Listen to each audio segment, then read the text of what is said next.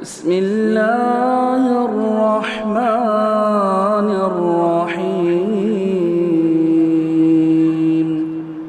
اللہ ولی الذین آمنوا یخرجهم من الظلمات إلى النور والذین كفروا أولیاؤهم الطاغوت يخرجونهم من النور إلى الظلمات.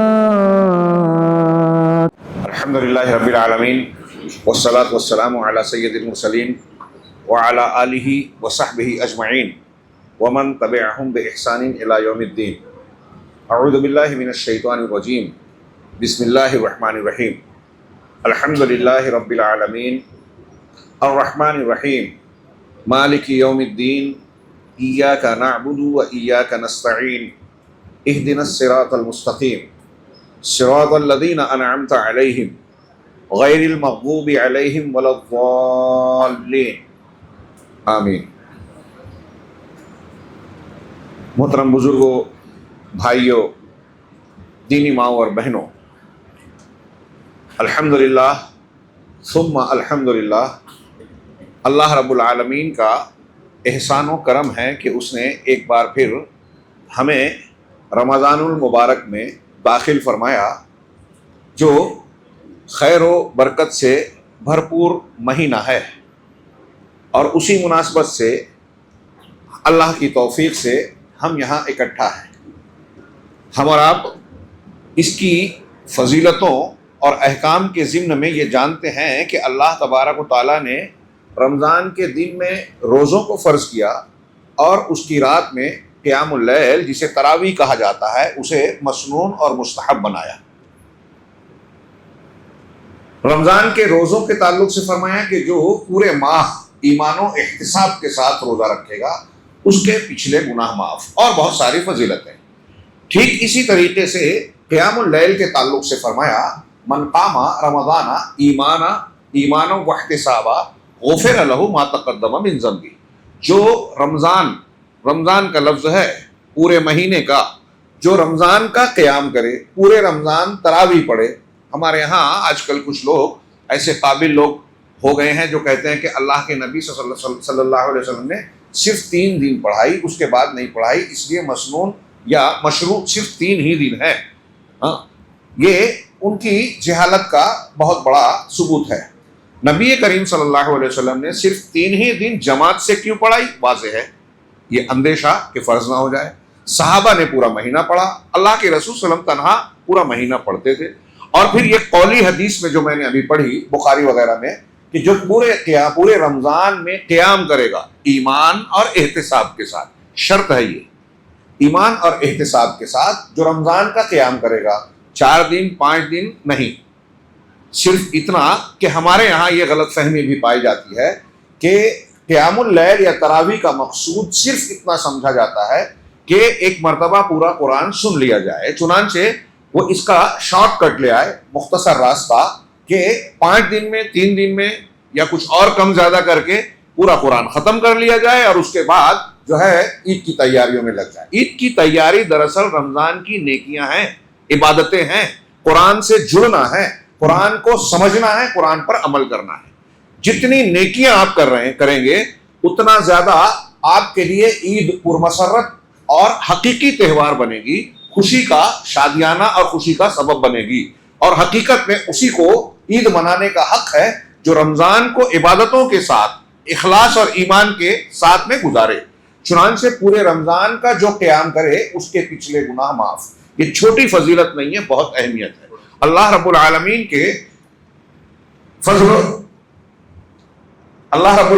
کی توفیق سے آج ہم نے پہلی تراویح یا پہلے دن کا قیام اللیل کیا. رب العالمین ہمیں اور آپ کو، ہم سب کو اس بات کی توفیق دے کہ ایمان اور احتساب کے ساتھ ہم اس قیام اللیل پر عمل کرنے والے بن جائیں، جس کی برکت سے قبول کر کے رب العالمین ہمارے پچھلے گناہ معاف کرے، اور اس گناہ کی معافی کے نتیجے میں رب العالمین ہمیں دنیا میں بھی عزت، سعادت اور بلندیوں اور ترقیوں سے نوازے، برزخ اور آخرت میں بھی رب العالمین ہمیں کامیابی سے نوازے۔ یہ اسی کے ساتھ، اس اشارے کے ساتھ میں یہ عرض کرنا چاہتا ہوں کہ قیام اللیل میں جو ایک مقصد ہے کہ عبادت کر کے اللہ کا قرب حاصل کیا جائے، گناہوں سے صفائی حاصل کیا جائے، ساتھ ہی ساتھ اس میں قرآن سے جڑنا ہے۔ اور آپ ہم جانتے ہیں کہ رمضان کی پوری فضیلت، اللہ نے اس مہینے کو سارے سال میں سب سے زیادہ برکت اور فضیلت والا جو بنایا، اس کا بنیادی سبب ہے کہ اس ماہ مبارک میں قرآن عظیم کا نزول ہوا۔ جس پر قرآن کا نزول ہوا وہ سب سے افضل رسول جو لے کر آیا، سب سے افضل فرشتہ جس مہینے میں اترا وہ سب سے افضل مہینہ، جس امت پر اترا وہ خیر امت۔ جو قرآن سے جڑے گا، آپ اور ہم یہ لکھ لیجئے، اپنے بچوں کے ذہن و دماغ میں ڈالیے کہ اگر دنیا میں عزت، سعادت، کامیابی، اطمینان، سکون، خوف اور دہشت سے چھٹکارا چاہتے ہیں تو قرآن سے جڑیے، قرآن سے جڑیے۔ آج کی تلاوت میں ہم نے ایک آیت سورہ بقرہ میں پڑھی، پہلے جز میں، پہلے پارے میں، کہ الذین آتیناہم الکتاب یتلونہ حق تلاوتہ، کہ جن کو ہم نے الکتاب دی وہ اس کی تلاوت کرتے ہیں ویسے جیسے کہ تلاوت کا حق ہے۔ آگے اللہ نے فرمایا کہ یہی لوگ ایمان لانے والے ہیں، یعنی اگر ہمارا قرآن پر ایمان ہے تو قرآن کی تلاوت ویسے کرنی چاہیے جیسے تلاوت کا حق ہے۔ تو کیا ہم نے قیام اللیل میں قرآن سن لیا، رمضان میں قرآن کو تلاوت کر کے پڑھ لیا، کیا حق تلاوت ادا ہو گیا؟ جی نہیں۔ آپ اس کی تفسیر میں دیکھیے تو صحابہ کرام، سلف کے اقوال بھرپور ملیں گے، جس کا خلاصہ یہ ہوگا کہ قرآن کی تلاوت کا حق پڑھنے، تدبر کرنے، پھر اس کے معنی اور مفہوم کو حتی الامکان سمجھنے سے جڑا ہے، اور پھر اس میں جو حلال ہے اس کو حلال سمجھنا، جو حرام ہے اس کو حرام جان کر اس سے بچنے کی پوری کوشش کرنا، اس کی آیات محکمات پر ایمان لانا، متشابہات پر ایمان لانا، محکمات پر عمل کرنے کی طاقت کے مطابق کوشش کرنا۔ جو یہ ساری چیزیں کرے گا، قرآن کے حق کو ادا کرنے کی کوشش کرے گا اور حسب ضرورت قرآن کو دوسروں تک پہنچانے کی کوشش کرے گا، وہ تلاوت کا حق ادا کرنے والا ہے۔ اللہ کے رسول صلی اللہ علیہ وسلم نے بدعتیوں کی، خارجیوں کی ایک علامت یہ بتائی کہ وہ قرآن پڑھیں گے لیکن حلق کے نیچے نہیں اترے گا۔ ہاں، آج ہم محسوس کرتے ہیں کہ بہت سے لوگ قرآن پڑھتے ہیں لیکن قرآن ان کی صرف زبان پر ہے، حلق کے اوپر ہے۔ وہ اس میں پڑھتے ہیں کہ صرف اللہ کی عبادت کرو، شرک مت کرو، لیکن شرک کر رہے ہیں۔ وہ اس میں پڑھتے ہیں کہ اللہ نے سود کو حرام کیا، لیکن سود کا لین دین کر رہے ہیں، ہیلے بہانے ڈھونڈ لیتے ہیں۔ مختلف مواقع پہ کہتے ہیں کہ بھائی اس مہینے پہ یہاں شادی کا موقع ہے تو اب یہاں کچھ ہمارے ارمان نکل جائیں، کچھ تہوار کا موقع ہے تو ایسا کر لیا جائے، جوانی ہے تو جوانی کے کچھ ایام موج مستی میں گزار دیے جائیں۔ ہر جگہ شریعت کی قربانی۔ تو قرآن زبان پر ہے، حلق کے نیچے نہیں۔ یہ بہت بڑی محرومی اور بدقسمتی کی بات ہے۔ ہمیں اللہ سے دعا اور اپنی کوشش دونوں کرنی چاہیے کہ یہ قرآن ہمارے دل و دماغ کے ساتھ ہمارے اعمال میں بھی آ جائے، اور اس کے لیے پہلا اسٹیپ اور قدم یہ ہے کہ ہم قرآن کو پڑھنے سننے کے ساتھ ساتھ، تلاوت بغیر سمجھے بھی یہ واحد کتاب ہے کہ عبادت ہے، اور پھر اس عبادت میں مزید استحکام ہوتا ہے اس کے سمجھنے اور اس کے اندر تدبر کرنے سے، پھر اس پر عمل کرنے سے۔ آج کی یہ جو سلسلہ ہے، اللہ رب العالمین ہمیں اور آپ کو اس میں اخلاص عطا فرمائے۔ میں اللہ کا شکر ادا کرنے کے بعد مسجد کے ذمہ داران کا اور آپ تمام کا بھی شکریہ ادا کرتا ہوں کہ قرآن کے حوالے سے آپ یہاں رکے اور ٹھہرے ہوئے ہیں۔ اور میں ایک اور بات کہنا چاہتا ہوں سب کے ساتھ، انتہائی دل کی گہرائیوں سے گزارش کہ قرآن کا سمجھنا بہت اہمیت کا حامل ہے۔ قرآن خود کہتا ہے وہ شفا ہے، ہماری بیماریوں کا علاج ہے، اللہ نے ہمارے لیے اتارا ہے، دوسروں کے لیے نہیں، ہمارے لیے، ہمارا فائدہ ہے، یہ ہماری بیماریوں کا علاج ہے۔ اس کو اللہ نے روح کہا، اس کو ذکر کہا، ذکرہ کہا، رحمت کہا، ہاں، اور ذکر للعالمین کہا۔ قرآن کے یہ جو اوصاف ہیں، اگر آپ صرف ان کے معنی پر غور کیجئے تو محسوس ہوگا کہ ہمارے رات کے لیے کتنا ضروری ہے۔ یہ الفرقان ہے، حق اور باطل میں تمیز کرنے والا، اور یہ رحمت ہے، اور یہ کتاب جو ہے ہدایت ہے۔ مطلب قرآن سے جو ہٹے گا، قرآن میں جو ہے وہی ہدایت ہے، قرآن کے جو خلاف ہے وہ گمراہی ہے، طے بات۔ ایک مومن کو اس پر پکا یقین ہونا چاہیے۔ اب جب اتنی اہمیت کی حامل یہ کتاب ہے تو ظاہر سی بات ہے کہ یہ ایسی کتاب نہیں ہے کہ ہم صرف اس کو الفاظ میں پڑھ کر گزر جائیں۔ یہ بہت بڑی محرومی، بدقسمتی کی بات ہے۔ رمضان ہمیں قرآن سے جوڑنے آیا ہے، اسی اعتبار سے ہمارے یہاں لوگوں نے، ذمہ داروں نے، ہم نے یہ اہتمام کیا کہ ایک مجلس منعقد کی جائے. اس مجلس میں جو ہے قرآن کی کچھ باتیں، اس کے معنی اور مفہوم کی کچھ باتیں بطور تسہیل کے، یعنی قرآن فہمی کا راستہ ہموار کرنے کے لیے، یہ بات ذہن نشین رہے کہ ہم اس مجلس میں قرآن کی پوری تفسیر قطعی بیان نہیں کرتے، نہیں کر سکتے. میں کچھ سالوں پیشتر مجھ سے جب لوگ کہتے تھے کہ خلاصہ قرآن بیان کرنا ہے، تو میں نے ان سے یہ کہا، تو میں کہتا تھا، جواب دیتا تھا کہ یہ تو ممکن ہے کہ ایک آیت کو میں 1 گھنٹے میں 2 گھنٹے میں، حالانکہ بہت چھوٹا عالم ہوں، کمیل میں ہوں، 1 گھنٹے میں 2 گھنٹے میں ایک آیت کو، آدھی آیت کو، یا اللہ کے ایک نام کو بیان کر سکتے ہیں. لیکن ایک پورے جز کو، جس کو ہم پارہ کہتے ہیں، آج جیسے پڑھا گیا ایک بار، اس کو آدھے گھنٹے میں، 20 منٹ میں، 1 گھنٹے میں کیسے بیان کیا جائے؟ ہماری یہ صلاحیت نہیں ہے. اللہ کا کلام تو ایسا ہے کہ ایک ایک جملہ کوزے میں سمندر سنتا ہوا ہے. ہم اس کو کیسے، اس کا حق ادا، ہر ڈھونڈنے غوطہ لگانے والے کے لیے اس میں نیا موتی ہے. ہر بلندی پہ ایک نئے سفر کے آغاز ہو سکتا ہے. اس میں کتنے مفسرین ہیں، ہر ایک نے الگ الگ ڈھنگ سے غور و فکر کیا، الگ الگ موتی، جواہر، لالے نکالے. اور آپ بھی اگر قرآن کو سمجھیں گے، گہرائیوں میں جائیں گے، بڑا مزہ آئے گا، ایمانی لذت ملے گی، لطف آئے گا. اس سے زیادہ لذیذ کوئی اور چیز آپ کو نظر نہیں آئے گی. اور اس میں اللہ کے اسماء و صفات، اس کی توحید، اس کی معرفت کا بیان ہے. اہل علم نے کہا کہ دنیا کے وہ مسکین لوگ ہیں، میں اکثر یہ جملہ نقل کرتا ہوں، ذہن میں رکھیے کہ دنیا کے سب سے مسکین، غریب، محروم وہ لوگ ہیں جو دنیا میں آئے اور سب سے لذیذ نعمت کا مزہ چکھے بغیر دنیا سے چلے گئے. لوگوں نے پوچھا کہ سب سے لذیذ نعمت کون سی ہے؟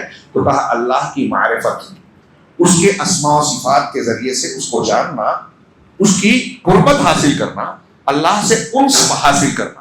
اور وہ کیسے ہوگا؟ اس کا سب سے بڑا ذریعہ قرآن ہے. اب اس قرآن کی کچھ تفہیم کے لیے ہمارے دلوں میں اس کی رغبت پیدا ہو کہ ہم قرآن سمجھیں، اس کی اہمیت کو جانیں. یہ چھوٹی سی مجلس مہینے بھر کے لیے منعقد کی جا رہی ہے. میں حاضرین سے گزارش کروں گا کہ یہ پہلا دن ہے تو تعداد ماشاءاللہ بہت اچھی ہے، لیکن جیسے جیسے دن گزرتا ہے ہمارے یہاں الٹا نظر آتا ہے. نبی کریم صلی اللہ علیہ وسلم کی شان اور آپ کی سیرت دیکھیے کہ رمضان شروع ہوتا تھا کمر کس لیتے تھے. عام دنوں کے مقابلے میں عبادت میں پہلے سے زیادہ محنت کرتے، پہلے سے زیادہ اللہ کے راستے میں خرچ کرتے. جیسے جیسے رمضان کا دن آگے بڑھتا، یہ کم نہیں ہوتا کہ جوش کم ہو گیا، بلکہ اور بڑھتا جاتا بڑھتا جاتا بڑھتا جاتا. آخری عشرے میں سب چھوڑ کے مسجد میں اعتکاف کر لیتے. ہمارا الٹا معاملہ ہے، شروع میں کچھ جوش نظر آتا ہے، پھر اس کے بعد معمول پر موقع مل گیا ٹھیک ہے، ورنہ ہم اپنے مشغولیات میں لگ جاتے ہیں. آخری عشرے میں تاخراتوں میں کچھ لوگ کچھ اہتمام کر جاتے ہیں. بہت سارے لوگ تو عید کی تیاریاں کرتے ہیں، کپڑے لتے اور بازار میں گھومتے وقت قیمتی اوقات ضائع کرتے ہیں. ان لمحات سے زیادہ قیمتی اور ان سے زیادہ بدقسمت کوئی نہیں ہے جو دنیا داری میں ان کو ضائع کرتا ہے. تو بہرحال یہ تو تمہید تھوڑی سی لمبی ہو گئی، یہ پہلے درس کے اعتبار سے ہے. ہم لوگوں کو، مجھے اس بات کا خود احساس ہوتا ہے کہ روزے رکھنے کے بعد، تراویح پڑھنے کے بعد کچھ تھکن، کچھ اکتاہٹ محسوس ہوتی ہے. لیکن کیا ہم لوگ اپنے آپ پر زور دے کر اللہ کے کلام کو سمجھنے یا اس کی رغبت پیدا کرنے کے لیے تھوڑا سا وقت نہیں نکال سکتے، وہ بھی اس ماہ مبارک میں جس کی ساری فضیلتیں نزول قرآن سے وابستہ ہے؟ لہٰذا میں گزارش کروں گا کہ اس کی طرف توجہ دیں، اور خاص طور سے ہمارے نوجوان طبقات قرآن سے جوڑنے کی اپنے آپ کو بھرپور کوشش کرے. آپ کی دنیا کی ساری مصروفیات کے مقابلے میں یہ سب سے اہم ہے. اس لیے اپنا روٹین بنائیے، تو اس میں اس کو شامل کیجیے کہ رمضان میں ایک وقت ہمیں قرآن کو سمجھنے کے لیے وقت دینا ہے. اللہ تبارک و تعالیٰ سے دعا ہے کہ وہ ہمیں اس عمل میں اخلاص دے دے، خلوص دے دے، تقویٰ دے دے، اور اس مجلس کا دنیا اور آخرت میں ہمیں فائدہ دے دے، ہم سب کو جنت کے راستے پر چلنے والا اور جنت میں داخل ہونے والا بنائے. آئیے سب سے پہلے آج کے اس پہلے درس میں ہم قرآن کی سب سے عظیم سورت، جس کو ہر نماز ہر رکعت میں پڑھنا لازم ہے، اس سے متعلق کچھ باتوں کا تذکرہ کریں، اور وہ ہے سورۃ الفاتحہ. سورۃ الفاتحہ، اس کے قریب علماء نے 20 نام ذکر کیے، 20 نام. اس کے الگ الگ نام اس کے الگ الگ فائدے، فضیلت اور اہمیت کو بیان کرتے ہیں. چند ناموں کا تذکرہ ہم یہاں کر رہے ہیں. یہ مکی اور مدنی، اصول میں لمبی ہے. ایک مشہور قول کے مطابق جو ہجرت سے پہلے جو پرانی صورتیں آیتیں نازل ہوئی اس کو مکی کہا جاتا ہے، جو ہجرت کے بعد اس کو مدنی کہا جاتا ہے۔ کچھ اور اقوال ہے کہ جو مکہ اور اطراف مکہ میں ہیں وہ مکی، جو مدینہ اور اطراف مدینہ میں نازل ہوئی نبی کریم صلی اللہ علیہ وسلم سے وہ مدنی، اس طرح اور بھی کئی اقوال ہیں۔ ہاں تو یہ مکی صورت ہے۔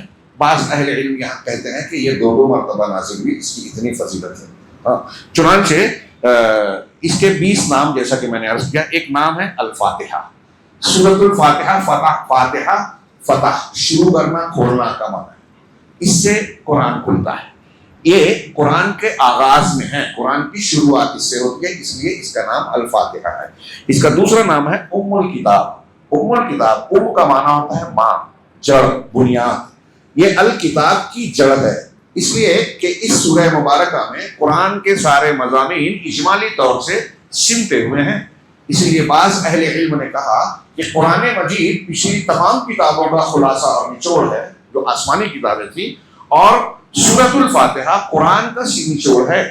اور آگے ہم آیت پڑھیں گے ایاک نعبد و ایاک نستعین، وہ سورۃ الفاتحہ کا نچوڑ ہے، کیونکہ وہ ہماری زندگی اور اس کائنات کے وجود کے مقصد کو سے ہم کو جوڑتا ہے۔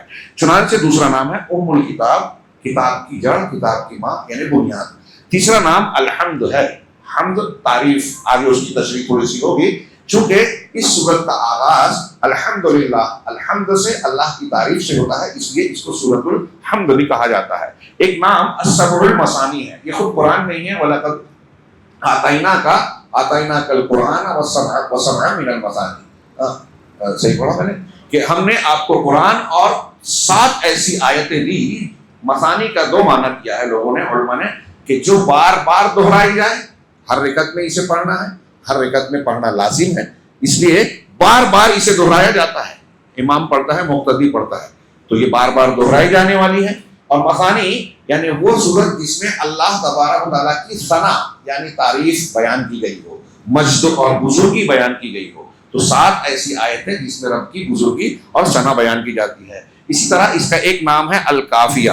کافیہ یہ اس لیے اس کا نام ہے، علماء نے کہا کہ یہ ایسی صورت ہے کہ نماز میں صرف سورۃ الفاتحہ اگر پڑھی کوئی بندہ تو نماز کافی ہوگی، لیکن سورۃ الفاتحہ سے کے علاوہ کچھ پڑھے گا تو کافی نہیں ہوگی، اس لیے اس کو کافیہ کہا جاتا ہے۔ اس کا ایک نام ہے الشافیہ، یہ شفا دینے والی ہے، یہ روقیہ کے لیے بہت اہمیت کی حامل ہے۔ ہماری مائیں بہنیں سنیں، ادھر ادھر جانے کی بجائے سورۃ الفاتحہ کو خوب پڑھیے اور اپنے آپ کو، اپنے گھر والوں کو، یا جن کو لگتا ہے کہ آپ کو یہ مریض ہیں، دم کیجئے، یہ شفا کا بہت بڑا ہتھیار اور ذریعہ ہے۔ ایک صحابی نے بچھو مارنے پر ایک سردار، مشرک سردار پر دم کیا تھا، سورہ فاتحہ پڑھ کر وہ ٹھیک ہو گیا۔ ہاں اسی لیے اللہ کے رسول صلی اللہ علیہ وسلم کو جب انہوں نے آ کے بتایا تو آپ نے فرمایا وما یدریک انہا روقیہ، کہ آپ کو کیسے پتا کہ یہ روقیہ ہے، ہاں دم ہے، خون جھاڑ کی چیز ہے۔ چنانچہ سورۃ الفاتحہ کو روقیہ بھی کہا جاتا ہے اور شافیہ بھی کہا جاتا ہے۔ اسی طریقے سے سورۃ الفاتحہ کا ایک نام ہے سورۃ الدعاء، دعا، کیونکہ اس میں دعا کے ادب کے ساتھ ایسی دعا رب العالمین نے ہم کو اور آپ کو سکھائی ہے جو علامہ ابن تیمیہ اور دوسرے علماء کے مطابق بندوں کے لیے، آپ کے اور میرے لیے سب سے زیادہ ضروری، سب سے زیادہ اہم اور سب سے زیادہ مفید دعا ہے۔ اہدنا الصراط المستقیم سے لے کر آخر تک جتنی چیزیں ہم دنیا میں مانگتے ہیں رب سے، ان میں سب سے زیادہ ضروری ہے صراط مستقیم کی ہدایت۔ ابھی اس کا معنی ہم تھوڑا سا دیکھیں گے۔ اسی طرح اس کا ایک نام ہے الصلاۃ، یہ حدیث قدسی جو صحیح مسلم میں حضرت ابو ہریرہ نے اللہ کے رسول صلی اللہ علیہ وسلم سے اور آپ نے اللہ سے روایت کی، اللہ تعالیٰ فرماتا ہے کہ قسمت الصلاۃ بینی و بین عبدی نصفین، نماز کو، الصلاۃ کو، صلاۃ کہا، الصلاۃ کو میں نے اپنے اور اپنے بندے کے درمیان آدھی آدھی تقسیم کر دی۔ بندہ جب کہتا ہے الحمدللہ رب العالمین تو رب کہتا ہے حمدنی عبدی، میرے بندے نے میری حمد بیان کی، تعریف کی۔ کہتا ہے الرحمن الرحیم، میرے بندے نے میری ثنا بیان کی۔ اب جب کہتا ہے مالک یوم الدین، میرے بندے نے میری مجد اور بزرگی بیان کی۔ ایاک نعبد و ایاک نستعین کہتا ہے تو کہتا ہے کہ یہ میرے اور میرے بندے کے درمیان ہے، اور میرا بندہ جو مانگے گا میں اسے دوں گا۔ کیسی زبردست فضیلت ہے، ایاک نعبد و ایاک۔ اب اس کے بعد سے جو دعا مانگتا ہے تو کہتا ہے، اللہ تعالیٰ کہتا ہے کہ یہ میرے بندے کے لیے، اور میرے بندے نے جو مانگا میں نے دیا۔ سورہ فاتحہ سے دعائیں قبول ہوتی ہیں. تو ایک نام اس کا اس حدیث میں اللہ تبارک و تعالیٰ نے ایاک نعبد، اس کا نام اللہ تعالیٰ نے الصلاۃ کہا. پوری نماز کے لیے سورۃ الفاتحہ کا ذکر کیا. اسی حدیث سے، حدیث قدسی سے شاہ ولی اللہ محدث دہلوی نے کہا کہ اس حدیث سے یہ پتہ چلتا ہے کہ الصلاۃ، سورہ فاتحہ نماز کا رکن ہے. کیوں؟ اس لیے کہ اللہ تبارک و تعالیٰ نے پوری نماز کا لفظ صرف سورہ فاتحہ کے لیے استعمال فرمایا. اس سے پتہ چلا کہ یہ اس کا رکن ہے. اس سورہ مبارکہ کی بڑی فضیلت ہے، بہت فضیلت ہے. ایک لمبی حدیث میں اللہ کے نبی صلی اللہ علیہ وسلم نے حضرت ابو سعید المعلیٰ، ایک صحابی ہیں، ان سے کہا لَأُعَلِّمَنَّكَ سُورَةً هِيَ أَعْظَمُ السُّوَرِ فِي الْقُرْآنِ، کہ میں تمہیں ایک ایسی سورت سکھاؤں گا، ضرور سکھاؤں گا، جو قرآن میں سب سے زیادہ عظمت والی سورت ہے. بحیثیت سورت سب سے افضل سورہ فاتحہ ہے، اور بحیثیت آیت سب سے افضل آیت الکرسی. تو سب سے عظیم سورت ہے. اور آپ نے بتایا کہ الحمدللہ رب العالمین ہی السبع المثانی والقرآن العظیم الذی اوتیتہ، یہی سبع مثانی ہیں، بار بار دہرائی جانے والی 7 آیتیں ہیں جو مجھے دی گئی، اور قرآن عظیم جو مجھے دیا گیا. ہاں، بخاری کی یہ حدیث ہے. اسی طرح صحیح الجامع میں ایک روایت ہے، اللہ کے نبی صلی اللہ علیہ وسلم فرمایا کہ والذی نفسی بیدہ، کہ اس ذات کی قسم جس کے قبضے میں میری جان ہے، ما انزل فی التوراۃ ولا فی الانجیل ولا فی الزبور ولا فی القرآن مثلھا، کہ توریت میں، انجیل میں، زبور میں، اور نہ ہی خود قرآن میں اس سورت کی جیسی کوئی اور سورت نازل ہوئی. حضرت ایک روایت میں ہے، غالباً مسلم کی ہے، اللہ کے حضرت جبریل علیہ السلام نے آپ کو آ کر بشارت دے گا، ابشر بنورین اوتیتہما، کہ 2 نور، 2 روشنی کے لیے آپ بشارت قبول کیجئے، خوش ہو جائیے جو آپ کو دی گئی ہے. اور ایسا 2 نور نہ توریت میں، نہ انجیل میں، نہ زبور میں، اور نہ خود قرآن میں. ایک سورۃ الفاتحہ اور دوسرے آمن الرسول سے آخر تک کی 2 کی آیتیں. اس سورت کی شروعات الحمد سے ہوتی ہے، الحمدللہ رب العالمین، بسم اللہ الرحمن الرحیم، اللہ کے نام سے. ابھی اس کا ہم تھوڑا سا ذکر کریں گے. اور اس کے بعد پہلا جملہ حمد سے ہے.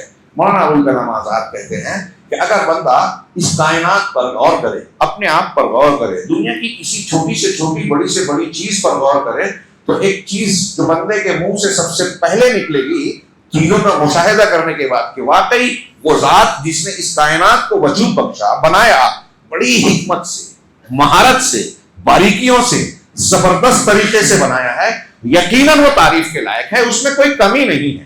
تعریف کس کی ہوتی ہے؟ جس میں خوبیاں ہوں، اور جس میں خوبیاں ہوتی ہیں وہ تعریف اور حمد کے لائق ہوتا ہے. اور حقیقت میں اللہ رب العالمین کے کاموں کو، اس کی عظمتوں کو، اس کی مخلوقات کو اگر آپ دیکھیں، کوئی بھی انسان غور کرے، اگر وہ عقل و شعور والا ہے تو انہیں دیکھ کر غور کرنے کے بعد پہلا جملہ اس کے منہ سے یہی نکلے گا، الحمدللہ رب العالمین، تمام تعریف اس اللہ کے لیے ہے جو تمام جہانوں کا پروردگار ہے.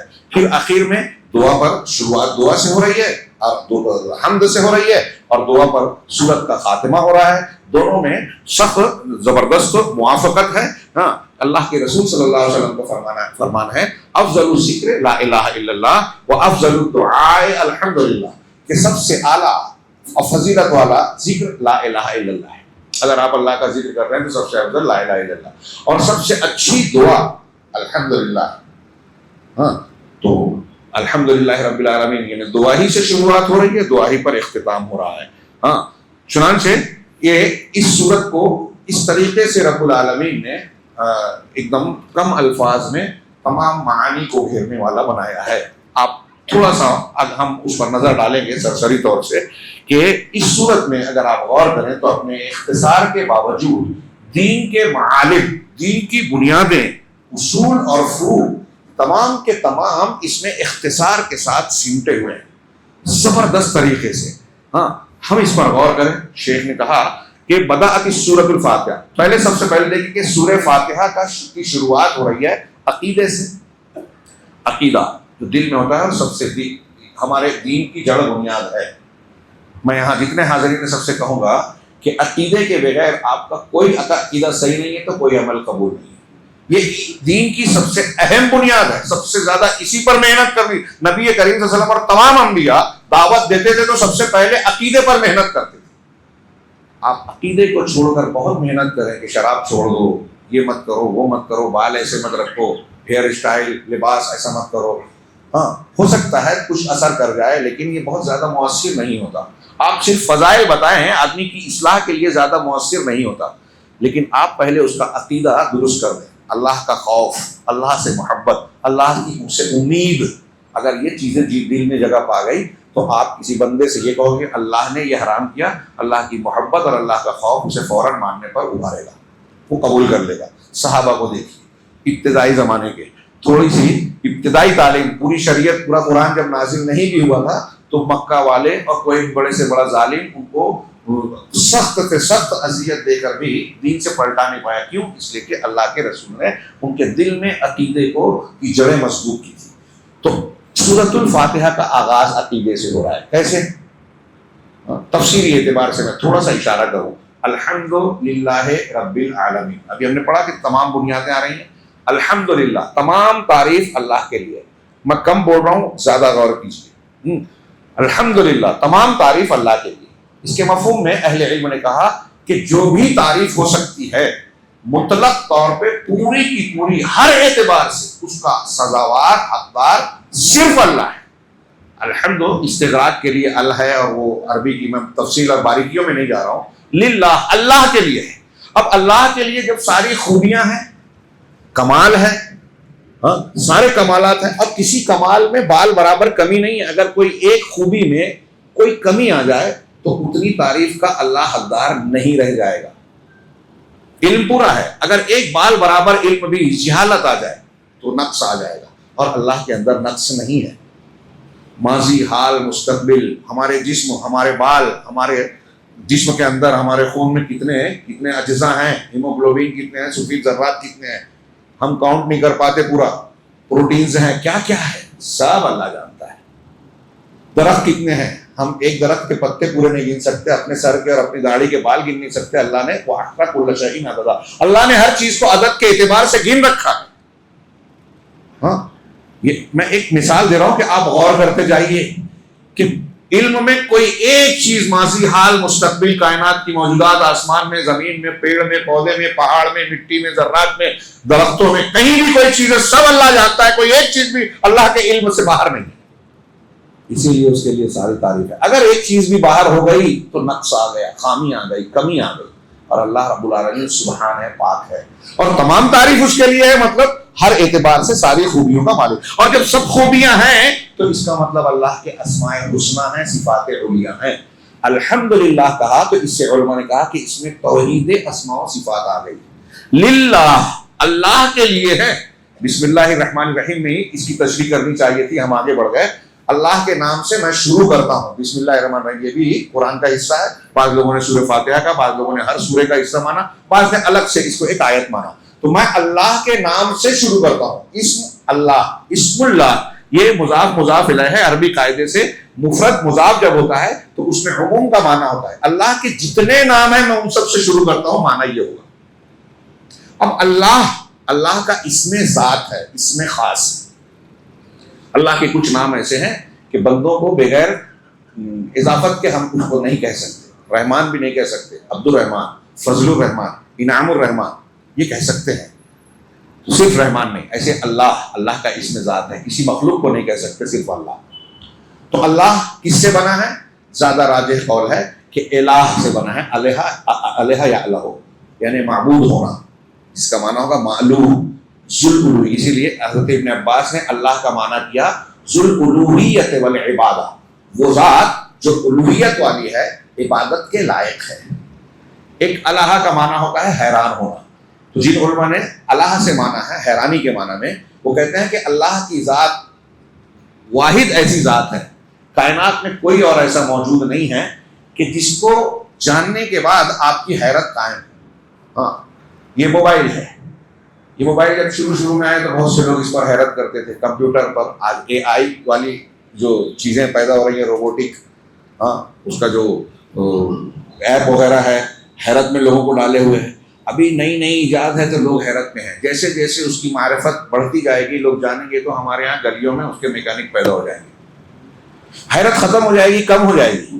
تو دنیا میں کوئی بھی چیز جس سے آدمی کو حیرت ہوتی ہے، جیسے جیسے اس سے سابقہ بڑھتا جاتا ہے حیرت کم ہوتی ہے۔ تنہا اللہ کی ذات ایسی ہے کہ آپ اللہ کے بارے میں جتنا علم حاصل کریں گے، اللہ کے بارے میں جتنا جانتے جائیں گے، اتنی زیادہ آپ کی حیرت بڑھتی جائے گی کہ اللہ کی ذات تو وہ ہے جس کو ہم سمجھ ہی نہیں سکتے۔ جتنا بتایا ہے اتنا جاننے کے بعد لگے گا کہ ہمارا علم جہاں آخر تک پہنچتا ہے وہاں سے نئے علم کی شروعات ہوتی ہے۔ میرے رب کے کلمات اتنے ہیں کہ سمندر روشنائی بن جائے، درخت جو ہے قلم بن جائیں، سب کلمات لکھیں، تعریفات لکھیں، یہ سب کچھ ختم ہو جائے گا، رب کے کلمات ختم نہیں ہوں گے۔ تمام تعریف اس کے لیے ہے۔ تو تعریف اس کے لیے ہے، تو اس میں توحید اسماء و صفات آئی۔ الالہ سے اللہ بنا ہے، الالہ تھا اللہ بنا، اور اللہ کا معنی ہوتا ہے وہ جو الوہیت والا ہو، جو عبادت کے لائق ہے۔ اللہ تنہا وہ ذات ہے جس کے اندر وہ صلاحیت ہے جس کی وجہ سے اس کو پوجا جائے، عبادت کی جائے، اس سے مانگا جائے، اس کے آگے گڑگڑایا جائے، عاجزی اختیار کیا جائے۔ کائنات میں اور کوئی ہے ہی نہیں۔ آپ کسی کو بھی پکاریے، وہ آپ کی پکار ہی کو نہیں سنتا، وہ نفع نقصان کا مالک ہی نہیں ہے، وہ خالق ہی نہیں ہے۔ کائنات میں ساری کائنات مل کر قرآن نے کہا کہ ایک مکھی پیدا کرنا چاہے نہیں کر پائے، جب پیدا نہیں کر سکتے، ایک مکھی نہیں پیدا کر سکتے، نفع نقصان کے مالک نہیں ہے۔ رب نے کہا کہ جن کو تم اللہ کے سوا دنیا میں کائنات میں جن کو پوجا پکارا جاتا ہے، وہ کھجور کی گٹھلی کے چھلکے کے بھی مالک نہیں ہے۔ جب مالک نہیں ہے تو آپ کو دیں گے کیا، چھینیں گے کیا؟ جو مالک نہیں ہے وہ دے نہیں سکتا، جو مالک ہے وہی دے سکتا ہے۔ مالک اللہ ہے، اسی لیے وہی الوہیت والا ہے۔ الالہ ہے، الہیت کے، الوہیت کے لائق، عبادت کے لائق صرف ہوئی ہے۔ یہ توحید الوہیت ہو گئی۔ الحمدللہ میں توحید اسماء و صفات، اللہ میں توحید الوہیت، رب العالمین تمام جہانوں کا پروردگار، رب پالنہار، پروردگار ہم ترجمہ کرتے ہیں۔ ہاں، اس میں تربیت کا مفہوم ہے۔ رب العالمین کی تربیت اعلیٰ اور مکمل تربیت ہے۔ ایک ماں اپنے بچے کو پالتی پوستی ہے، ہاں، لیکن اس کے پالن پوشن مخصوص ہوتا ہے، محدود ہوتا ہے، بہت ادھورا ہوتا ہے۔ کئی جگہ وہ عاجز ہوتی ہے، کئی کام وہ کر نہیں پاتی، کہیں خامی ہوتی ہے۔ رب العالمین کی پرورش کیسی ہے؟ ماں کے پیٹ میں استقرار حمل ہوا، وہاں سے رب کی ربوبیت ہم کو پالنا شروع کر دیتی ہے۔ اس سے پہلے سے رب کی ربوبیت، نطفہ تھے، کیڑا تھے، رب کی ربوبیت وہاں پال رہی ہے۔ ماں کے پیٹ میں سوچیے کہ آکسیجن کے ملنے کا کیا ذریعہ ہے۔ 4 مہینے کے بعد جان ڈال دی جاتی ہے حمل میں، وہاں ہم کو آج ہم چادر اوڑھ کے، رضائی اوڑھ کے پورا اپنے آپ کو بند کر لے تو دم گھٹنے لگے گا، لیکن ماں کے پیٹ میں جان پڑنے کے بعد مہینوں گزارا، کیسے وہاں آکسیجن ملی، غذا ملی، زندگی ملی؟ رب کی ربوبیت پالتی ہے۔ پھر آپ آگے کے مرحلے دیکھتے جائیے، غور کرتے جائیے، تفصیل میں جانے کا موقع نہیں ہے۔ ولادت کے بعد بچپن، پھر اس عمر میں ماں کے سینے میں ہماری غذا کا آنا، پھر جیسے جیسے عمر بڑھ رہی ہے ماں کی پیٹ سینے میں آنے والے دودھ کا بھی ہمارے جسم کے تقاضے کے مطابق تبدیل ہونا، زیادہ قوی ہونا، پھر اس کے بعد کی زندگی، غذا وغیرہ، پھر موت آنا، موت آنے کے بعد برزخ کے بعد دوبارہ زندہ کیا جانا جو ہونے والا ہے، قیامت کے بعد جنت اور جہنم، پورا رب کی ربوبیت وہاں تک لے جائے گی، پالے گی، پوسے گی۔ تو تمام جہانوں کا، فرشتوں کا بھی پالنہار ہے، جانوروں کا بھی پالنہار ہے، چوپایوں کا بھی، کیڑے مکوڑوں کا بھی، جنوں کا بھی، انسانوں کا بھی۔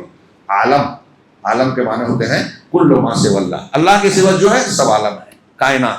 یہاں عالمین کہا، یعنی عالم میں جتنی قسمیں انواع جن سے ہو سکتی ہے مخلوقات کی، ساروں کا پالنہار اکیلا رب ہے، سب کو پال رہا ہے۔ اس کی ربوبیت کی جتنی دلیلیں ہیں، اگر میں اس پر بحث کروں تو مجھ جیسا کم علم جو ہے رات بھر بات کرتا رہے، بات ختم نہیں ہوگی۔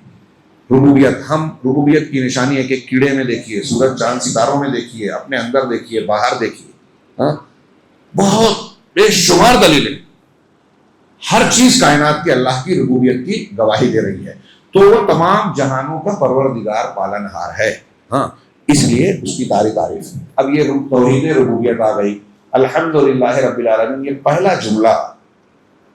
اہل علم نے کہا کہ قرآن کی اس ایک جملے میں، ایک آیت کریمہ میں تینوں توحید آ گئی۔ توحید کی 3 قسمیں، تینوں توحید، یہ ہمارے عقیدے کی بنیاد ہے۔ ربوبیت، اچھا ربوبیت میں اللہ تعالیٰ نے جہاں ہمارے شریر کی ضرورتوں کو ربوبیت میں خالق ہونا، مالک ہونا، تدبیر کرنا، کھانے پینے کی چیزیں فراہم کرنا، رات دن کا نظام بنانا، موسموں کی تبدیلی، بارش برسانا، غذا دینا، بیمار کرنا، شفا دینا، زندگی دینا، موت دینا، سب ربوبیت میں، اللہ کے جتنے بھی کام ہیں سب ربوبیت میں۔ تو اب اللہ تبارک و تعالیٰ نے بحیثیت ربوبیت ہم کو جسمانی اعتبار سے جو ضروریات فراہم کی، ہم کھا رہے ہیں، سانس لے رہے ہیں، پی رہے ہیں، کپڑا پہن رہے ہیں، گھر میں رہ رہے ہیں، رشتہ دار ہیں، یہ ظاہری نعمتیں ہیں، ضروریات ہیں۔ ہماری شریر کی ضروریات سے ہٹ کر رب نے ہمارے روح کی ضروریات کا بھی انتظام کیا، اور کہاں سے کیا؟ قرآن دیا، نبی اور رسول دیا، ان کی تعلیمات دی۔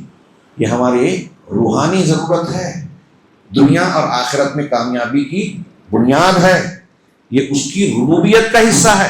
اب اس اعتبار سے جب آپ غور کریں گے تو اللہ کی ربوبیت میں رسالت، قرآن کا نزول اور شریعت کی فراہمی بھی شامل ہو گئی۔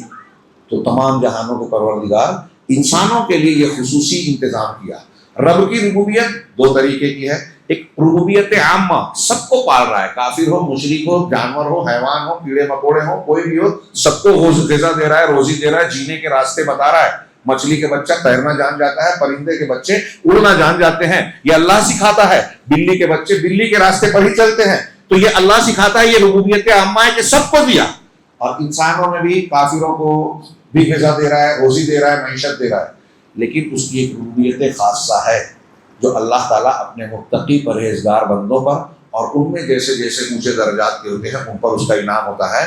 وہ ربوبیت ہے دین کی، ہدایت کی، اونچے درجات تک جنت میں پہنچانے کی، یہ اس کا انتظام، یعنی قرآن کو ماننا، اس کی حق کو قبول کرنے کی توفیق دینا، یہ اس کی خاص ربوبیت ہے جو اللہ کے نیک بندوں اور مقرب بندوں کے لیے اللہ کے لیے خود کی خصوصیت ہوتی ہے۔ تو پہلا الحمدللہ رب العالمین الرحمن الرحیم، جو نہایت مہربان، نہایت شفیق ہے۔ اس کی تفصیل میں دو ناموں کو جو رحمت سے جڑا ہوا ہے کہ اللہ سراپا رحمت ہے، رحمت سے بھرپور ہے، دو ناموں کو، اس میں اشارہ ہے کہ اللہ کا غضب والی صفت بھی ہے اللہ کے اندر، لیکن اس کی رحمت غالب ہے۔ وہ صرف رب العالمین نہیں ہے، ہم کو صرف پال نہیں رہا ہے، ہمارے ساتھ رحمت کا برتاؤ کرتا ہے۔ گناہ کرتے ہیں پھر بھی چھوٹ دیتا ہے، کتنا بڑا گناہ ہو جائے توبہ کا دروازہ کھلا رکھا ہے، اس کی رحمت ہے۔ بار بار ایسے مواقع دیتا ہے کہ تھوڑا عمل کرو زیادہ ثواب لے لو، یہ رمضان دیا، ہاں ایسے کتنے مواقع دیے کہ تھوڑا سا کر لو زیادہ ثواب لے لو، کتنا بڑا گناہ یہ توبہ کر لو اللہ معاف کرے گا۔ اللہ گناہ کرنے کے بعد فوراً عذاب نہیں آتا، ڈھیل دیتا ہے، موقع دیتا ہے، سنبھل جاؤ، سدھر جاؤ، چھوٹے چھوٹے عذاب دے کر پھر موقع دیتا ہے کہ چلو زلزلہ آ گیا، طوفان آ گیا، دشمن نے حملہ کر دیا، غزہ کو تباہ کر دیا، اب آنکھ کھول لو، اب دین کی طرف پلٹ جاؤ، اپنے گناہوں سے معافی مانگ لو۔ یہ اس کی رحمت ہے، موقع دے رہا ہے کہ اتنے ساری نافرمانیاں، شرکیات، بدعات، خرافات کرنے کے باوجود اللہ ہم کو ڈھیل دیتا ہے، موقع دیتا ہے، فوراً عذاب نہیں آتا۔ اور رحمت کے بہت سارے پہلو ہیں، تو الرحمن الرحیم، اس کی رحمت ہی رحمت ہے، کائنات کے ہر شخص کے ساتھ اللہ کی رحمت جڑی ہوئی ہے۔ اس نے جس نبی کو بھیجا اس کو رحمت للعالمین بنا کر بھیجا، یہ قرآن اتارا، یہ بھی رحمت ہے لوگوں کے لیے، سراپا رحمت ہے جو ہمیں صرف پال نہیں رہی ہے بلکہ ہم کو خوشگوار راستے دے رہی ہے، مواقع دے رہی ہے۔ ربوبیت سے بڑھ کر یہ رحمان الرحیم ہے۔ علامہ ابن قیم کہتے ہیں کہ یہ اللہ کے جو 3-4 نام سورہ فاتحہ کے شروع میں ہیں، ان کے معنی میں اللہ کے جتنے بھی اسماء و صفات، اسماء الحسنی ہیں، وہ سب آ جاتے ہیں معنی کے اعتبار سے۔ مالک یوم الدین، اب رحمان اور رحیم ہے تو کوئی یہ نہ سمجھ لے کہ ہم شرک کر لیں، بدعت کر لیں، خرافات کر لیں تو کوئی بات ہی نہیں ہے، کسی کا حق مار لیں، کسی پر ظلم کر لیں، نہیں، وہ مالک یوم الدین ہے، جزا کے دن کا مالک ہے۔ رحمان اور رحیم کی حیثیت سے آپ کو بہت ڈیل دے دی، بہت موقع دے دیا ہم کو اور آپ کو، لیکن اس کا حساب و کتاب وہ لے گا۔ اس کی رحمت غالب ضرور ہے لیکن وہ جزا کا دن آئے گا، وہاں حساب لے گا۔ دنیا میں بہت سارے فرعون، بہت سارے نمرود، آج بھی جو ہے کوئی مسجد کو توڑ رہا ہے، مندر بنا رہا ہے، کوئی کسی کے کمزور کے گھروں پر بلڈوزر چلا رہا ہے، لوگوں کا مال کھا رہا ہے، مال سمیٹ رہا ہے، ظلم زیادتی کر رہا ہے۔ لوگوں کو لگتا ہے کہ یہ ان کو طاقت پیسہ ملا ہے تو چاہے جو کر لیں، نہیں، وہ دن آنے والا ہے جب ہر شخص کو اس کی کیے کی جزا ملے گی۔ کون سا دن ہوگا؟ وہ دن ہوگا جب ساتوں آسمان، زمین پوری اللہ کی مٹھی میں ہوگی اور ساتوں آسمان اللہ کے داہنے ہاتھ میں رہے گا، والسماوات مطویات بیمینہ۔ آج کا درس تھوڑا سا لمبا ہو رہا ہے، میں معذرت چاہ رہا ہوں، اس لیے کہ تمہیدی بات ہو گئی تھی، پھر بھی میں سمجھتا ہوں کہ فائدے سے خالی نہیں ہے. آپ لوگ آج کے دن کتنا برداشت کریں گے, روزوں کا سلسلہ کل سے شروع ہوگا.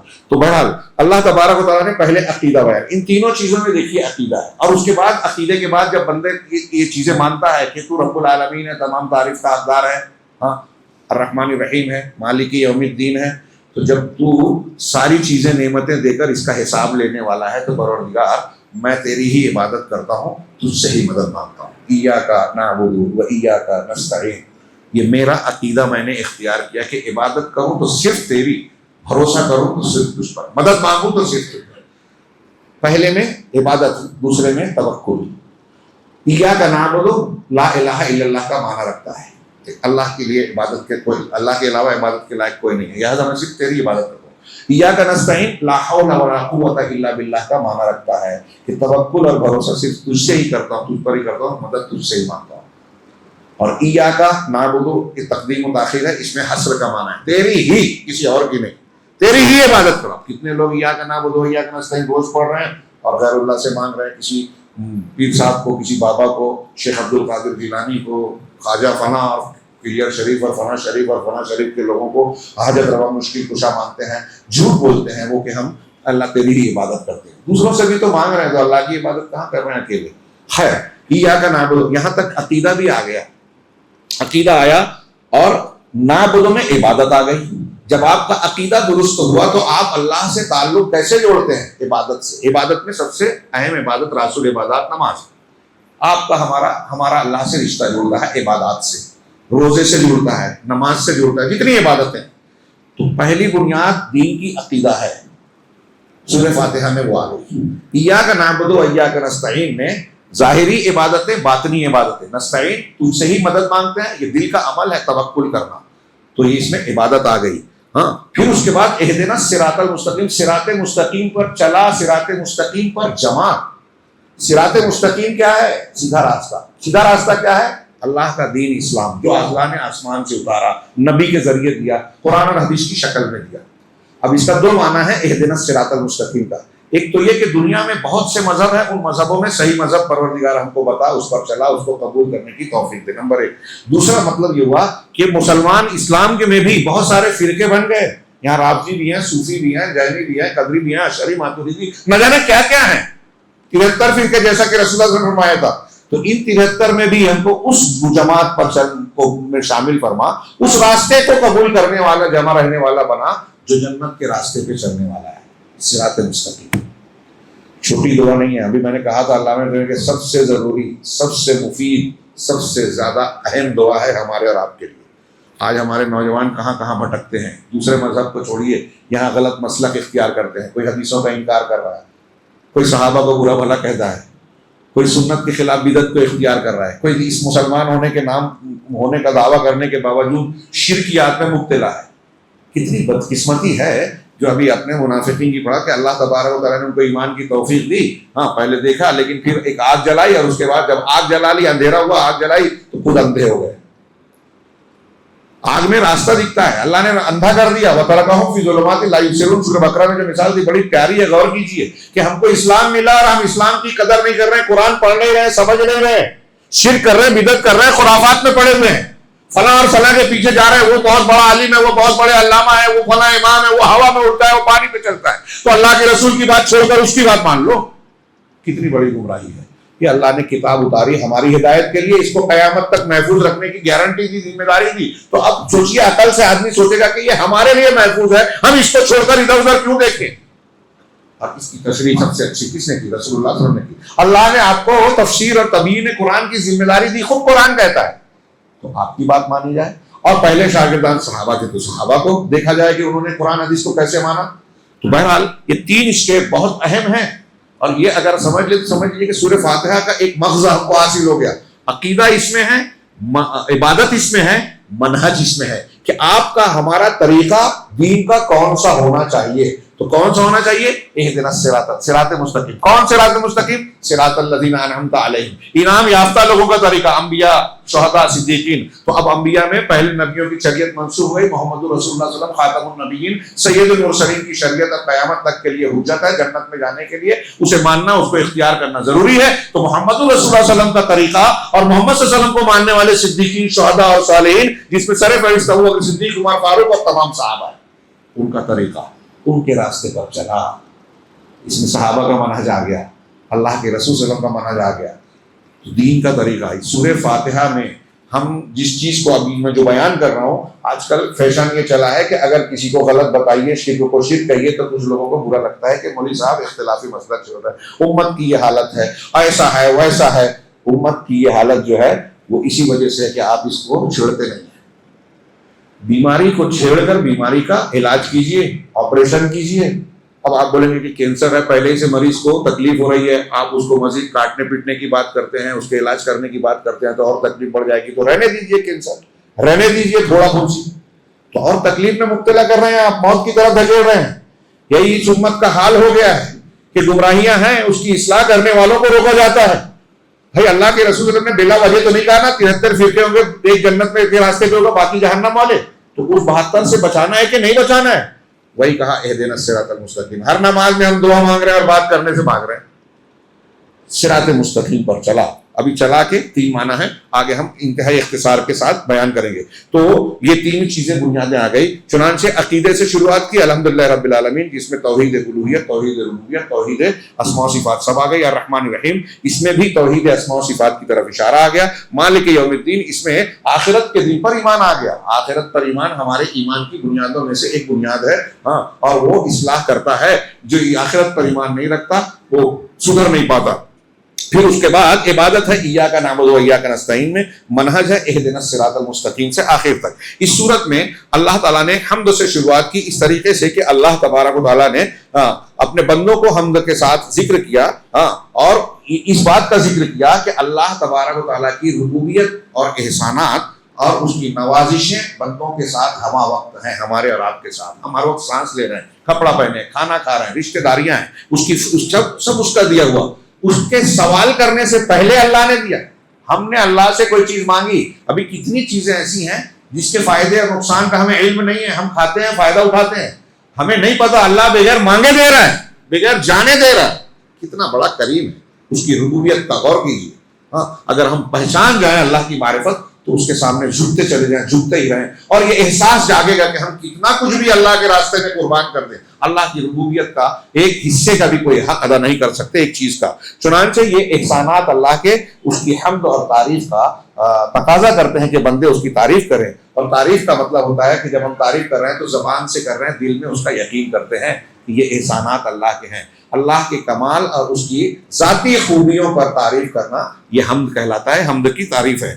ہاں، اسی طرح حدیث میں ہے کہ اللہ تبارک و تعالیٰ محامد کو، حمد کو اور اللہ اپنی تعریف کو پسند کرتا ہے. لہذا ذکر کے اندر افضل ترین ذکر میں یہ ہے کہ آپ الحمدللہ کہیں، لا الہ الا اللہ کہیں. اسی طرح اس سورے میں دل کے اعمال میں سے 2 بنیادی اور اہم عمل ذکر کیے ہیں، ایاک نعبد و ایاک نستعین. اس میں اخلاص ہے اور توکل ہے. ایاک نعبد میں اخلاص ہے، شرک سے، غیر اللہ کی کسی چیز کی طرف لالچ امید کرنے کے بجائے صرف اللہ کے لیے ہمارے اعمال زندگی ہو، زندگی جینا مرنا عبادات اللہ کے لیے صرف ہو، یہ اخلاص ہے. ایاک نعبد میں اخلاص آیا. اور وَإِيَّاكَ نَسْتَعِينُ میں کہ صرف تجھی سے مدد مانگتے ہیں، اس میں اللہ پر توکل آیا کہ بھروسہ صرف تجھ سے کرتے ہیں، تجھ پر کرتے ہیں، کسی اور پر نہیں کرتے. یہ 2 اخلاص اور توکل دل کے اعمال میں سے 2 اہم عمل ہے. اس کی اہمیت کا اندازہ لگانے کے لیے 2 حدیثوں کی طرف میں اشارہ کروں. اللہ کے رسول سے کی ایک حدیث ہے کہ اگر تم اللہ پر ویسا توکل اور بھروسہ کرنے لگو جیسا کہ حق ہے، لو انکم تتوکلون علی اللہ حق توکل لرزقکم کما یرزق الطیر، تم کو ایسے روزی دے گا جیسے پرندوں کو دیتا ہے. صبح گھونسلے سے بھوکے پیٹ نکلتے ہیں، تغدو خماصا وتروح بطانا، اور پیٹ بھر کر آتے ہیں. پرندوں کے پاس کوئی راشن پانی جمع نہیں ہوتا، پتہ نہیں ہوتا کہ میں صبح نکل رہا ہوں کہاں جاؤں گا. اس کا یہ مطلب بھی نہیں ہے گھر میں بیٹھ کے ملے گا. پرندہ نکلتا ہے, کوشش کرتا ہے, محنت کرتا ہے, تب روزی ملتی ہے. کوئی پرندہ واپس بھوکا پیٹ نہیں آتا. پتہ نہیں ہے کہ کہاں جانا ہے, کہاں دانا پانی ملے گا, لیکن اللہ بھوکا نہیں لوٹاتا.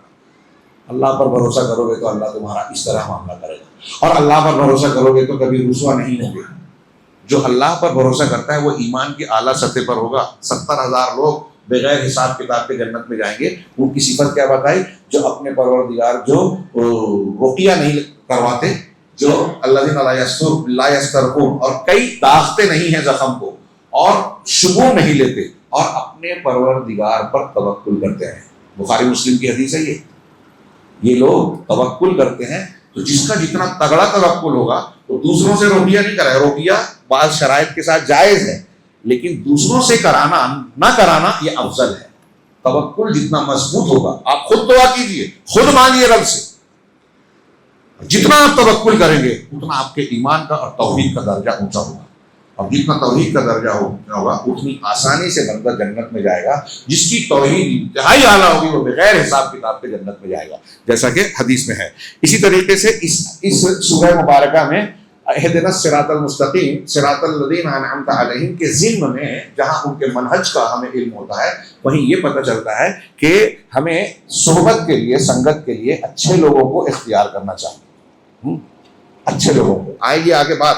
اچھی صحبت اور بری صحبت کا اثر کر ہمارے دوستوں میں بات ہو رہی تھی تو میں نے ذکر کیا کہ غور کیجئے کہ کتا مکلف نہیں ہوتا. اصحاب کہف کے ساتھ کتا تھا. بادشاہ سے بھاگ کر جب انہوں نے پہاڑ غار میں پناہ لی, اور اللہ تعالیٰ نے کرامت کے طور پر انہیں لمبی نیند دی 300 سال سے زیادہ. سورہ کہف میں جن کے واقعے کا ذکر ہے, ان کے ساتھ ان کا کتا بھی تھا, اللہ نے اس کا بھی ذکر کیا.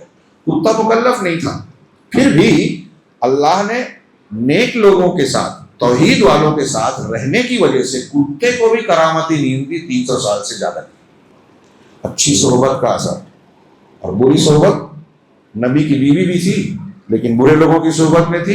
جب عذاب آیا قوم لوط پر تو حضرت لوط علیہ السلام کی بیوی پر آیا. بیوی بھی بری صحبت کی وجہ سے عذاب کا شکار بن گئی, کتا بھی اچھی صحبت کی وجہ سے اعزاز کا حقدار بن گیا اللہ کے ہاں.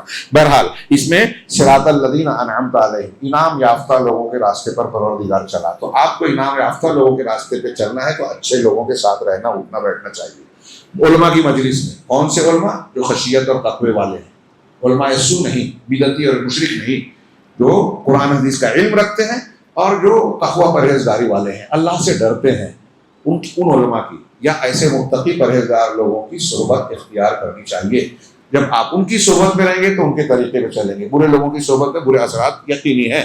اسی طرح نعبد ایاک نعبد و ایاک نستعین میں اللہ نے یہ نہیں کہا کہ ایاک اعبد و ایاک استعین, میں اللہ کی عبادت صرف کرتا ہوں, صرف اللہ سے مدد مانگتا ہوں, میں نہیں کہا, ہم کہا.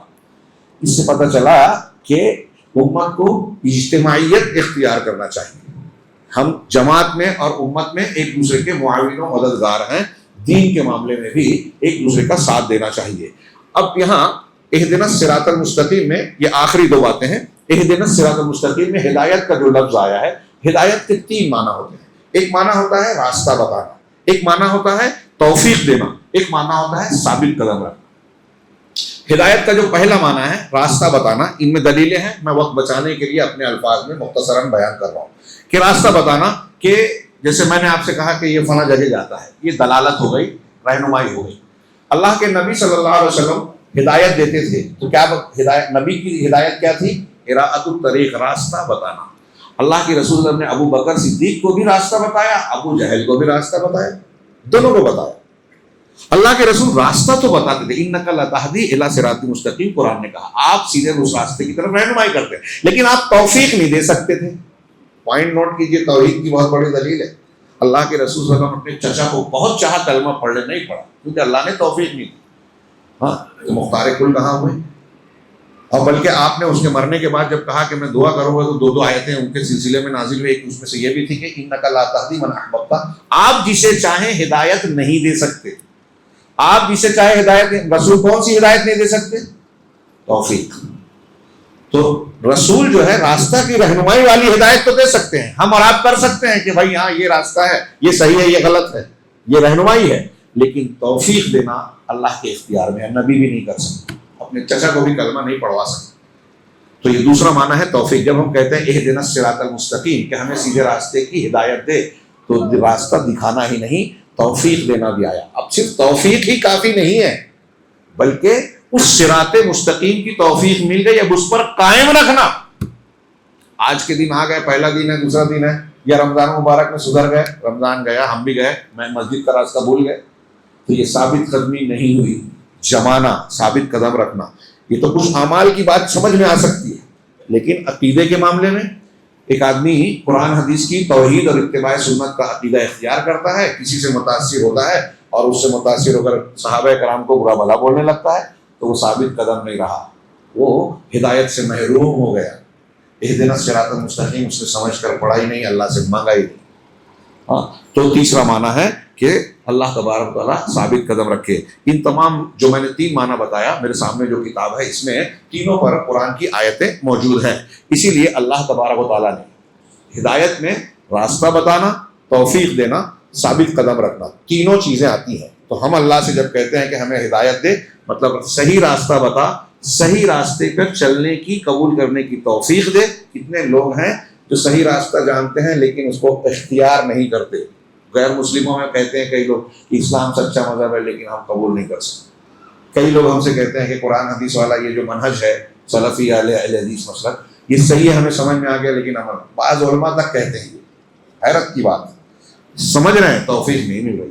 کچھ لوگ ایسے ہیں توفیق مل گئی لیکن قائم نہیں رکھے، جو میں نے ابھی مثال دی کہ اختیار کیا، کسی مولوی سے، کسی پیر سے، کسی جاہل سے متاثر ہو گئے اور غلط راستہ اختیار کر لیا، یعنی ثابت قدم نہیں گئے، ہٹ گئے، صحیح پانے کے بعد بھی صحیح راستے سے ہٹ گئے.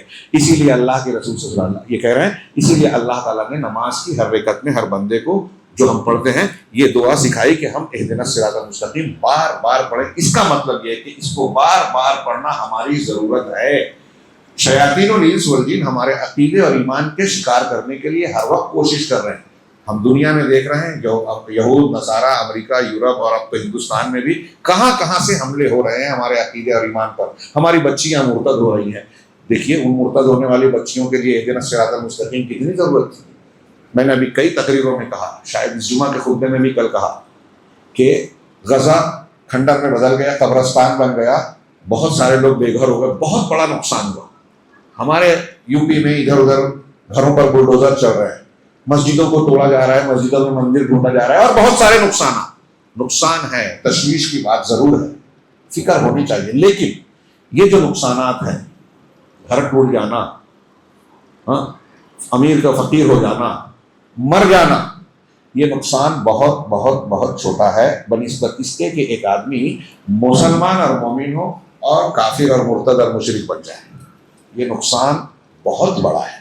ہمارے اسلاف کی تاریخ ہم پڑھتے ہیں، سب کچھ قربان کیا، گھر چھوڑ دیا، وطن چھوڑ دیا، رشتہ داروں کو چھوڑ دیا، دولت نچھاور کر دی، اور ضرورت پڑی جان دے دی، بچایا عقیدہ. اس سے پتہ چلا عقیدہ سب سے قیمتی. اور آج ہمارے یہاں لوگ عقیدہ بھی بیچ رہے ہیں، بدل رہے ہیں. کتنی ضرورت ہے اہدنا الصراط المستقیم کی، سمجھ کے پڑھیے. اور میں نے کہا کہ ایاک نعبد و ایاک نستعین کہنے کے بعد اس کی حفاظت کی ضرورت ہے. ایاک نعبد و ایاک نستعین اس میں فاتحہ کا خلاصہ ہے. ہم اس دنیا میں جس مقصد کے لیے پیدا ہوئے ہیں اس کو سمیٹے ہوئے ہے ایاک نعبد و ایاک نستعین، اور اس پر قائم رہنا اہدنا الصراط المستقیم. ہمیں اس کی شدید ضرورت ہے. اللہ تبارک و تعالیٰ نے قرآن کی شروعات حمد سے کی، اور اس میں لفظ حمد، اللہ کی تعریف، اس کی بعض فضیلتوں کا ذکر انہوں نے کیا ہے ایک جملے میں. کہ اللہ کے رسول صلی اللہ علیہ وسلم کی حدیث ہے صحیح الجامع میں کہ اللہ کے سب سے افضل بندے حمادون ہیں، یعنی جو وہ بندے جو اللہ کی خوب تعریف کرتے ہیں. اسی طریقے سے افضل الدعا الحمدللہ ہے، صحیح الترغیب. اسی طریقے سے سبحان اللہ و بحمدہ، اللہ کی ذات کی میں تسبیح پاکی بیان کرتا ہوں اس کی حمد کے ساتھ. یہ اللہ کے نزدیک احب الکلام ہے. سبحان اللہ و بحمدہ، سبحان اللہ العظیم، کلمتان خفیفتان میں بھی ہے کہ وہ دو کلمے جو زبان پر ہلکے ہیں، رحمان کو پسند ہیں اور میزان میں بھاری ہیں. سبحان اللہ و بحمدہ، سبحان اللہ العظیم. حضرت نوح علیہ السلام سے صحیح روایت ہے کہ حضرت نوح علیہ السلام نے اپنے بیٹے سے آخر وقت میں تلقین کی کہ بیٹا میں 2 چیزوں سے تم کو حکم دیتا ہوں اور 2 چیزوں سے منع کرتا ہوں. جس کا حکم دیا وہ کیا ہے؟ لا الہ الا اللہ اور سبحان اللہ و بحمدہ. لا الہ الا اللہ کے بارے میں بتایا کہ اس کی اتنی طاقت اور فتیح، اتنا وزن ہے کہ 7 آسمان 7 زمین ترازو کے ایک پلڑے میں رکھے جائیں، ان پہ ساری مخلوقات جو ہے وہ بھی، اور لا الہ الا اللہ دوسرے پلڑے میں، تو لا الہ الا اللہ کا پلڑا بھاری ہوگا. یہ ایک چیز بتائی، اور کہا کہ ساری کائنات اگر مل کر ایک مبہم بن جائے اور تو لا الہ الا اللہ ان سب کو توڑ دینے کی طاقت رکھتا ہے. دوسرے کہا کہ میں تم کو سبحان اللہ و بحمدہ کی تلقین کرتا ہوں. تو اس میں حضرت نوح علیہ السلام کی زبانی جو اللہ کے رسول نے بتایا، اس کا فائدہ بتایا کہ سبحان اللہ و بحمدہ پوری کائنات کی ہر چیز کی تسبیح ہے. فرشتے بھی یہ کرتے ہیں، جانور پیڑ پودے سب کرتے ہیں، پوری کائنات کی یہ صلاۃ ہے، تسبیح ہے. اور وبہا یرزق الخلائق او کما قال، کہ اسی کلمے کی وجہ سے ساری مخلوق کو روزی دی جاتی ہے. روزی چاہیے تو سبحان اللہ و بحمدہ ہی پڑھیے. تو کہا یہ پسندیدہ ہے. اسی طریقے سے حمد جو ہے یہ نعمت کو قائم رکھنے اور نعمت میں اضافے کا ذریعہ ہے، کیونکہ آپ جب حمد بیان کرتے ہیں تو اللہ کا شکر ادا کرتے ہیں، اور شکر آپ کے پاس ہم کو جو نعمت ملی ہے اس نعمت کی حفاظت بھی کرتی ہے اور اس نعمت کا اضافہ بھی کرتی ہے. اس پر دلیلیں موجود ہیں. اسی طریقے سے نمبر 7 میں کہا کہ ایاک نعبد و ایاک نستعین، اس میں عبادت کو استعانت پر مقدم کیا. پہلے عبادت کا ذکر کیا، استعانت کا اس کے بعد. کیوں؟ اس لیے کہ عبادت لأنها وسیلہ، کہ عبادت ہی اس کی طرف وسیلہ ہے. چنانچہ ایاک نعبد و ایاک نستعین اس لیے کہ یہ وسیلہ ہے اس کی طرف. چنانچہ اللہ تبارک و تعالیٰ سے تمام امور میں مدد لی جاتی ہے، یہاں تک کہ عبادت اللہ کی ہم کر سکیں، اس میں بھی اللہ ہی کی مدد ملے گی تبھی ہم کر پائیں گے. ایاک نستعین بعد میں ذکر کیا، اصل مقصود عبادت ہے اور استعانت اس عبادت کا ذریعہ ہے. تو ہم بہت دنیا میں کوئی بھی کام کریں اللہ کی مدد کے بغیر نہیں کر سکتے، اور جو عبادت کرتے ہیں وہ بھی اللہ کی مدد کے بغیر نہیں کر سکتے. اس لیے پہلے عبادت کا ذکر کیا جو اصل مقصود ہے، اور وسیلے کو بعد میں ذکر کیا. غور کیجئے کتنی اہم بات ہے یہ بھی کہ ہم رمضان کے روزے صحیح ڈھنگ سے رکھیں، اس میں بھی اللہ کی مدد چاہیے، دعا مانگنی چاہیے. رہا اللہ تبارک و تعالیٰ کا یہ کسی انسان کا یہ کہنا لا حول ولا قوت الا باللہ، تو وہ مدبر عن ربہ، تو یہ اللہ تبارک و تعالیٰ کی طرف سے ہی ساری کائنات کا نظام چل رہا ہے. اور اگر وہ آدمی یہ کہتے ہوئے اللہ تبارک و تعالیٰ کے ذکر سے، آدمی کہہ تو رہا ہے لا حول ولا قوت الا باللہ اور دوسرے کلمات، لیکن اللہ تبارک و تعالیٰ کے معاملہ احکامات سے منہ موڑتا ہے. میں نے غلط ترجمہ کر دیا تھا، میں نے مدبر کہہ دیا، مدبر ہے کہ پیٹ پھیرتا ہے. ہم کہہ رہے ہیں یہ کلمات ایاک نعبد و ایاک نستعین، اور کہہ رہے ہیں لا حول ولا قوت الا باللہ، لیکن اللہ کے قوانین سے پیٹ پھیرنے والے ہیں، اس کے ذکر سے غافل ہیں، تو یہ لا حول ولا قوت کہنا کوئی فائدہ نہیں دے گا. آج کل ہمارے ہاں فضائل بتانے والے کتنے ایسے لوگ ہیں جو ہم لا الہ الا اللہ کہتے ہیں اور دوسری طرف شرک بھی کرتے ہیں، شریعت کی مخالفت بھی کرتے ہیں، حلال حرام کی تمیز بھی نہیں کرتے.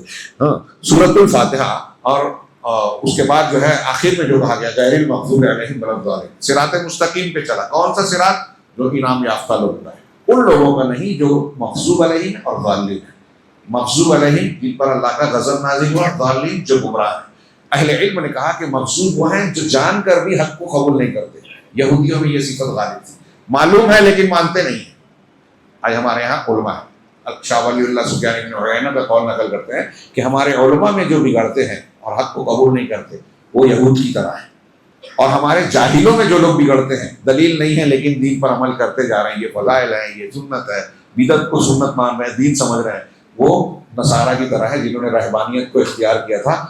نصارہ کی گمراہی جہالت کی وجہ سے، یہود کی گمراہی علم کے باوجود ہر دھرمی کی وجہ سے. لہذا یہود مغضوب علیہم ہیں اور ضالین نصارہ ہیں. اب جو ان کے جیسا ہوگا بدعتیوں میں، خرافاتیوں میں، منحرفین میں، وہ ان کے جیسا مانا جائے گا. اللہ نے ہم کو دعا سکھائی کہ ان کے جیسا مغضوب علیہم اور ضالین کی طرح نہ بنا. تو انہوں نے بڑا پیارا ایک نقطہ بیان کیا کہ جو سورۃ فاتحہ کی دعا کا آخری حصہ ہے کہ ہم کو مغضوب علیہم اور ضالین کے راستے پر نہ چلا، تو آگے جو سورہ بقرہ اور سورہ آل عمران دو بڑی صورتیں سب سے پہلے آنے والی ہیں قرآن میں. سورہ بقرہ میں اللہ تبارک و تعالیٰ نے زیادہ حصہ یہود کی گمراہیوں کا ذکر کیا، اور سورہ آل عمران میں زیادہ حصہ نصارہ کی گمراہیوں کا ذکر کیا. اور ہمیں اور آپ کو یہ تعلیم دی کہ یہ دیکھو سورہ بقرہ میں یہود کیسے کیسے گمراہ ہوئے، عقیدے میں، عمل میں، عبادت میں، اللہ تعالیٰ اور اپنے رسول کی مخالفت کر کے، اور نصارہ کس طریقے سے گمراہ ہوئے. تم وہ راستہ اختیار نہ کرنا، تو یہ تمہاری دعا کا جواب ہے. تم نے کہا اہدنا الصراط المستقیم، تو صراط مستقیم یہ پورا قرآن ہے. انبیاء کا، صدیقین اور شہداء کا اس میں طریقہ بیان کیا گیا ہے. غیر المغضوب علیہم ولا الضالین کا تو تو اس میں گمراہ لوگ جو ہلاک کیے گئے، اللہ کے غضب کا شکار ہوئے، اللہ تبارک و تعالیٰ کے عذاب کے مستحق بنے، ان کے بھی حالات ہیں، ان کو دیکھ لو اور اپنے آپ کو اس سے بچاؤ۔ اللہ تعالیٰ سے دعا ہے کہ وہ ہمیں قرآن کو سمجھ کر پڑھنے اور اس میں تدبر کرنے، اس کے معنی اور مطالب جو کچھ ہماری سمجھ میں آتے ہیں اسے اختیار کرنے کی توفیق عطا فرمائے۔